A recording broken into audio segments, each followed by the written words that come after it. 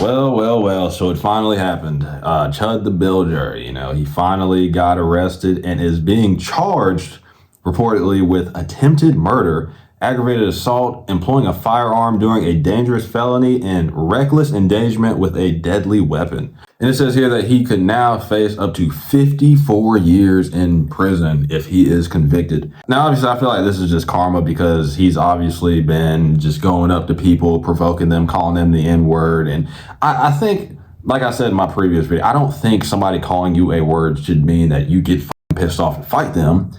But you can't go up to people antagonizing them and expecting nothing to happen to you over an extended period. It's almost like he wanted this shit. Like, what did he think was going to happen? Like, for instance, if he was to come up to me and call me the N-word or whatever with the hard R, like I said in my previous video, I probably wouldn't react and I would not care. But not everybody thinks the way I do. Not everybody is just gonna let it go and just go about their day. There are people out there that will take offense to that seriously, and then they will try to physically harm you because of what you said to them. And he obviously knew that. He obviously knows that there's individuals out there that are willing to physically assault somebody for calling them out of their name. I almost think that he wanted this to happen so he could have a reason to shoot somebody. But after you shoot that person and they die or something, then what? Like, is this guy trying to make himself a martyr for white people that don't like black people? I don't even know. I feel like it's obvious that he didn't think very far ahead with this entire thing, his entire gimmick,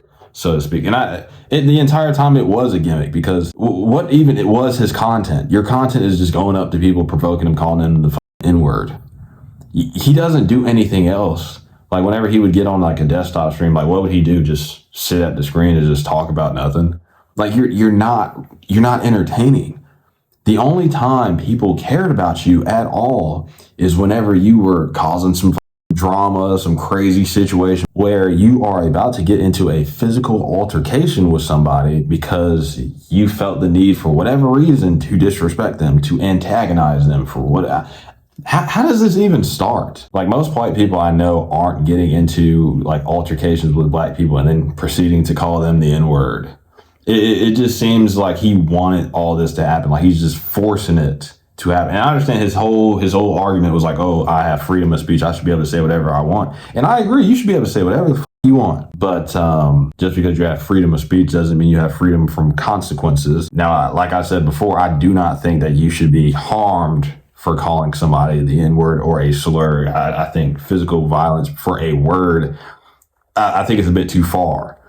But not everybody thinks the same as I do, obviously. And there are individuals out there that will beat your ass for calling them out of their name. And do I have any sympathy for this guy? Obviously not. I just think it's very negative and evil spirited, the things that he was doing. I just feel like God decided, like, yeah, you're doing too much. I'm going to go ahead and just put you away, just lock you up because you're just putting too much negativity out into the world. They say what you put in is what you get out. His karma just caught up to him.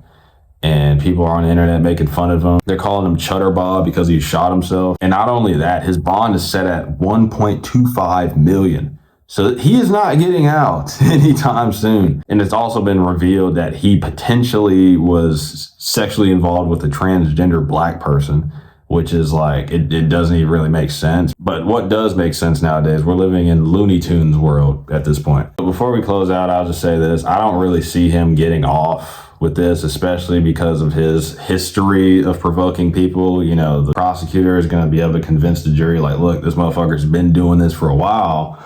He's probably wanted this to happen, brandishing a firearm when the other person doesn't have a firearm.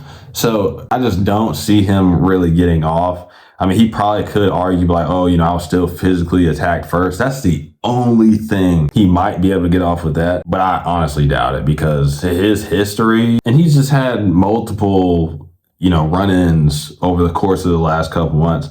So I just think the jury is just going to be like, nah, bro, you gotta sit in the pen for a little bit because you don't know how to act. We can't let you out in public with you constantly antagonizing and constantly causing trouble. It's just like having a badass kid at school.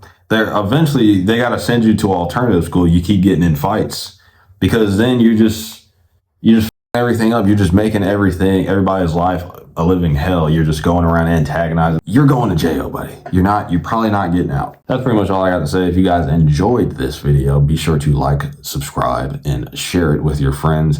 And if you want to watch more of my videos, be sure to click on one of the videos that pops up on your screen. And with that being said, I hope you have a blessed day. Goodbye.